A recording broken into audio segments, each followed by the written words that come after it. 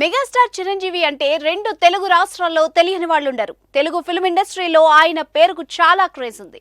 Theatres లో ఆయన cinema release అయిందంటే చాలు ఫ్యాన్స్ కి ఇక పండగే. సినిమాలతో పాటు ఎన్నో సామాజిక కార్యక్రమాలు కూడా చేస్తూ ప్రజల గుండెల్లో స్థానాన్ని సంపాదించుకున్నారు. అలాంటి గొప్ప మనిషిని ఇటీవల కేంద్రం పద్మ విభూషణ్ తో కూడా సత్కరించిన సంగతి తెలిసిందే. అయితే తాజాగా కేంద్రం మరో కీలక నిర్ణయం తీసుకోనున్నట్టు వార్తలు వస్తున్నాయి. అసలు ఏంటా వార్త? అసలు ఏం జరిగిందో ఇప్పుడు తెలుసుకుందాం. గజం కేవలం 15,500 రూపాయలతో 150 గజాల భూమి కేవలం 23 లక్షలు మాత్రమే. ఈ మధ్య మెగాస్టార్ చిరంజీవికి బీజేపీ చాలా ప్రాముఖ్యతనిస్తోంది.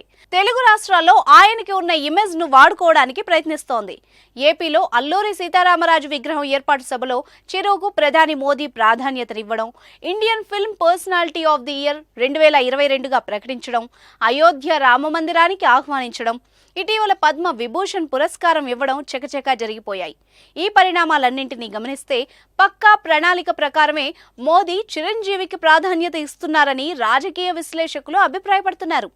గతంలోనే రాష్ట్రపతి కోటాలోనే చిరును రాజ్యసభకు నామినేట్ చేయాలని చూశారు. కానీ ఈ ఆఫర్ను ఆయన సున్నితంగా తిరస్కరించినట్టు సమాచారం.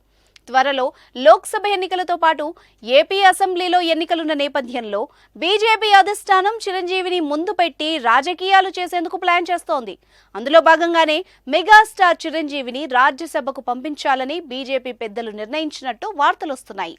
ఏపీలో జనసేనతో కలిసి పోటీ చేస్తున్న బీజేపీ సొంతంగా బలం పెంచుకునేందుకు ప్రయత్నిస్తున్నట్టు దీన్ని బట్టి స్పష్టమవుతోంది.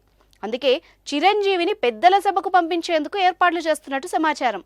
ఇందుకు సంబంధించి చిరంజీవితో ఇప్పటికే మాట్లాడినట్టు సోషల్ మీడియాలో చర్చ కొనసాగుతోంది.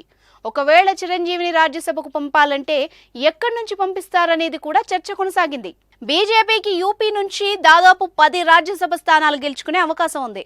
రాజ్యసభ ఎన్నికలకు సంబంధించి ఇప్పటికే షెడ్యూల్ కూడా వచ్చింది. ఈ రాజ్యసభ ఎన్నికల్లోనే చిరంజీవిని యూపీ నుంచి పెద్దల సభకు పంపే అవకాశం ఉన్నట్టు తెలుస్తోంది. యూపీ నుంచి ఇప్పటికే తెలంగాణకు చెందిన లక్ష్మణ్ రాజ్యసభకు ఎంపికయ్యారు. మెగాస్టార్ చిరంజీవికి గతంలో రాజ్యసభ సభ్యుడిగా, మంత్రిగా పనిచేసిన అనుభవం ఉంది. ఆయన యూపీఏలో పర్యాటక శాఖ మంత్రిగా పనిచేశారు. చిరు 2014 నుంచి రాజకీయాలకు దూరంగా ఉంటూ సినిమాలపై ఫోకస్ పెట్టారు. ఈ నేపథ్యంలో ఆయన మరోసారి రాజకీయాల్లోకి అడుగు పెడతారా లేదా అనేది ప్రశ్నగా మారింది.